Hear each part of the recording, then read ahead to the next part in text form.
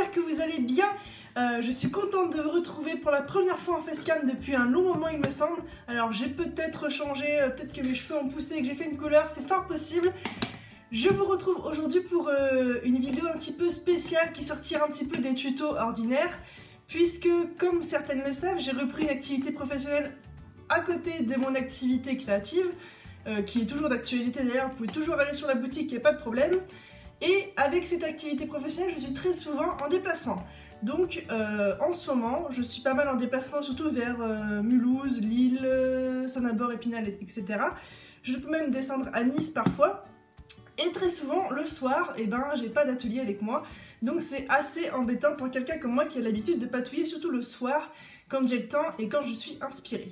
Donc je me suis fait une boîte spécialement pour la polymère, pour pouvoir patouiller un petit peu le soir à l'hôtel. Ça peut être très pratique, notamment si vos parents sont divorcés, quand vous faites un week-end chez papa, un week-end chez maman, c'est pas forcément toujours facile d'emporter tout ce qu'il faut dans une seule boîte. Quand vous partez en vacances aussi, il y a souvent des jours où il pleut et vous ne savez pas quoi faire, vous pouvez aussi la mettre dans votre sac ou tout simplement quand vous partez comme moi à l'hôtel en déplacement quelquefois. J'ai mis tout d'abord dans des sachets, des petits sachets Ziploc de la pâte polymère.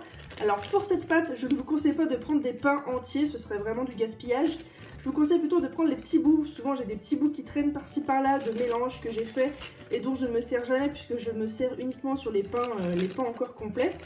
Et donc je ne me sers plus des petits restes. Ces petits restes qui vont finir par sécher, je préfère m'en servir dans des créations que je ferai à l'hôtel plutôt que les laisser sécher dans ma boîte à Fimo.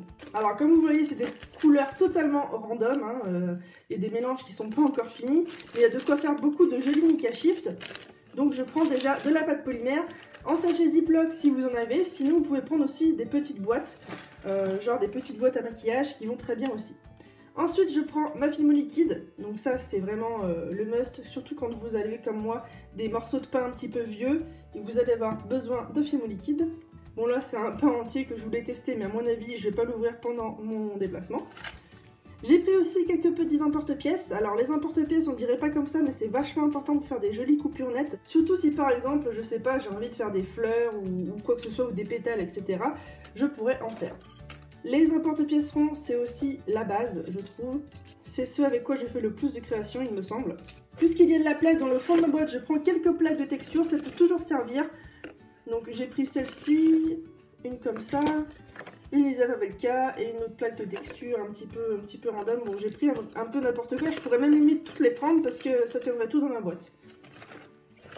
Ensuite, je me suis fait une trousse avec tous les outils importants.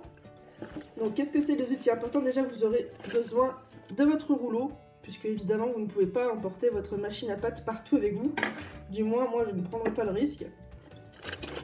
Ensuite j'ai pris des petits pinceaux assez fins. Ça peut toujours servir par exemple si vous voulez étaler un petit peu de pâte polymère sur un endroit sans en mettre trop non plus.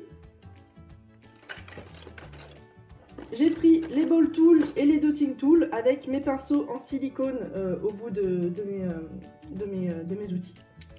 Donc ça c'est vraiment très important aussi, surtout si vous voulez faire du modelage comme moi.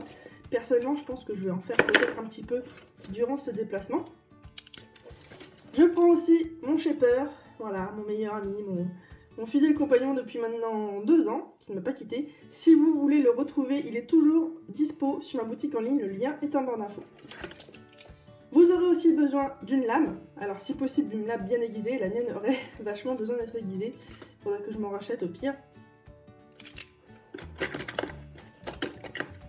J'ai aussi pris quelques-uns de mes outils en métal, alors j'adore particulièrement celui-ci, je vais y arriver, celui-ci avec la pointe au bout et la pointe courbée à l'autre bout, pour faire les modelages d'animaux, c'est celui dont je me sers le plus. Et pour terminer, évidemment, notre cutter. Mais c'est pas fini, il vous faudra aussi un support, puisque évidemment quand vous êtes à l'hôtel ou dans une chambre qui n'est pas la vôtre, vous n'avez pas forcément de bureau que vous pouvez abîmer avec un support correct.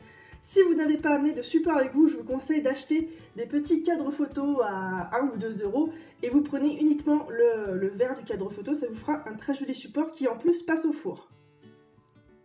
Évidemment, il s'agit vraiment d'un strict minimum, vous pouvez emporter tout ce que vous voulez ou même en emporter moins.